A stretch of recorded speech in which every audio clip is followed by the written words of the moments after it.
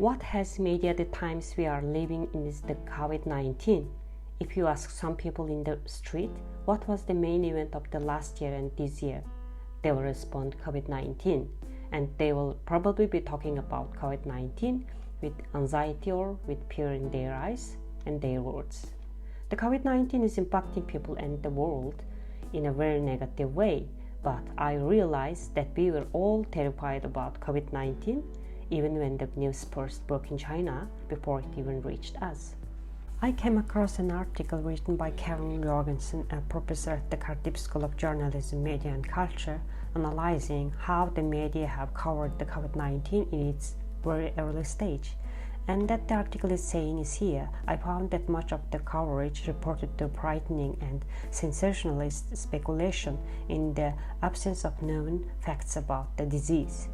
That made me research and analyze how media influence and play with people's emotion.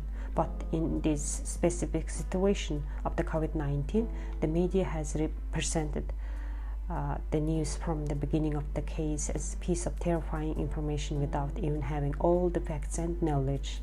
So I have decided to interview a few people from different backgrounds to collect their point regarding how the media covered the COVID-19 by asking them the following question.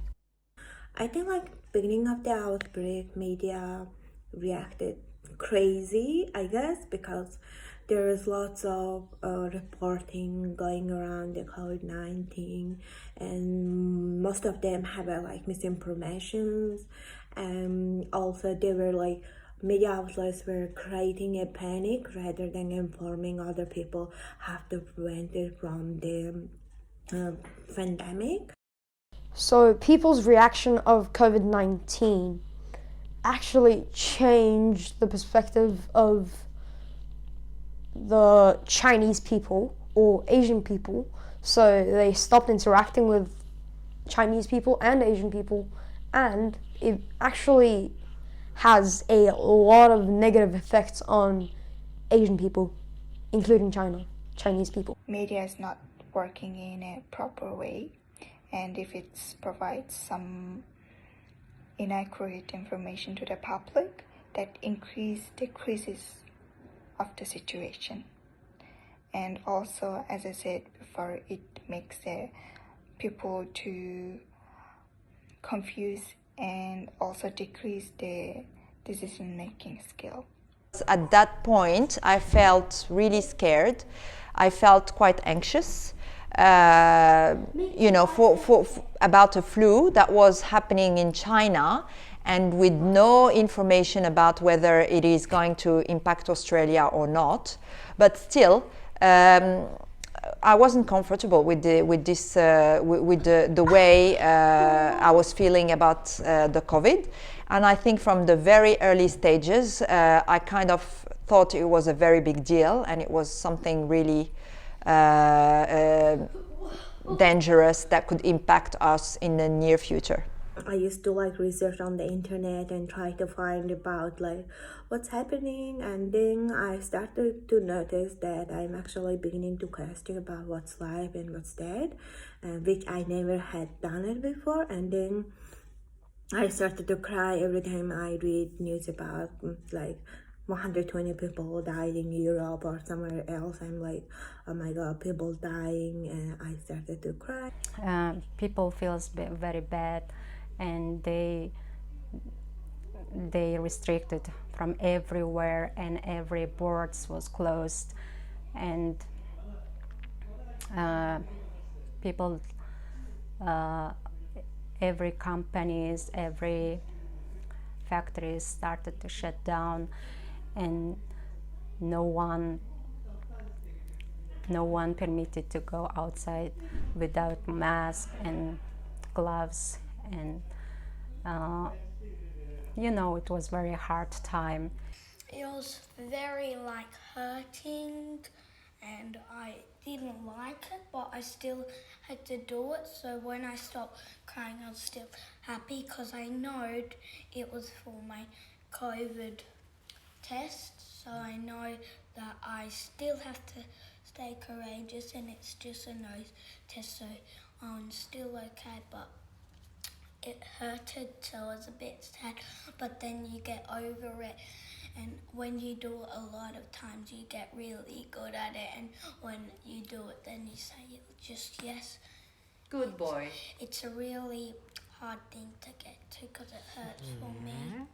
I felt kind of sad because of how much negative comments or how much negative effects Chinese people and Asian people have been receiving because, well, COVID-19 started in China and people blamed all of Chinese people for the virus or the incident of COVID-19.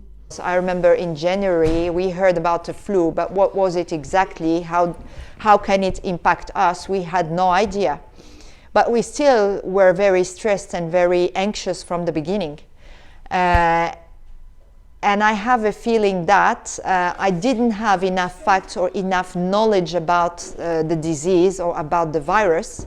But yet I was very scared for my safety, for the safety of my family and my kids.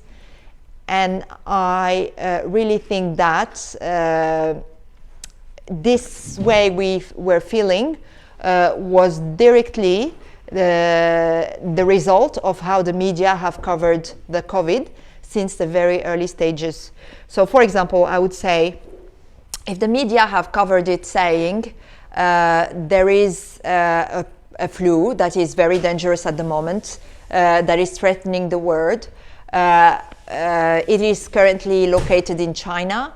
The Chinese government is doing everything they can to contain the disease and to find a vaccine potentially or like a medicine for the disease, and that this is something that happens like it happens a flu like that. I think COVID-19 has changed the way media addresses in the news crisis, I guess, because we as a world collectively, we doesn't have like much experience on facing the same issue. So I guess media outlets wasn't really prepared about this kind of situation before, and now they have experience and they knew how to report it and how to not create panic. COVID-19 changed the perspective of the social media by a lot,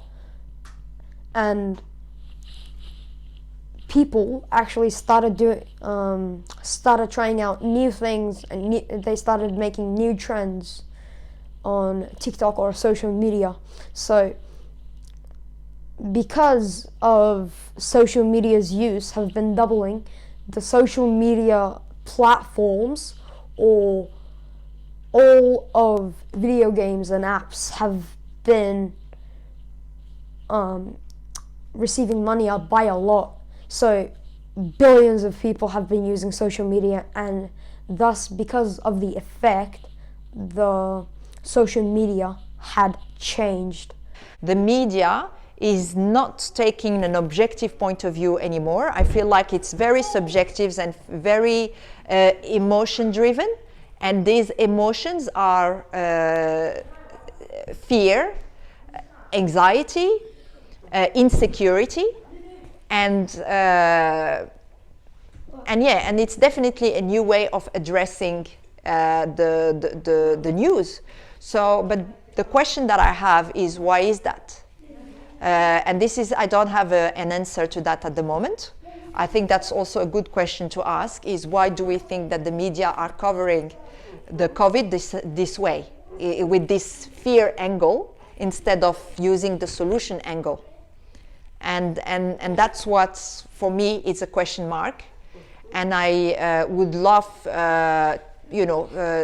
to hear some research about this topic as well.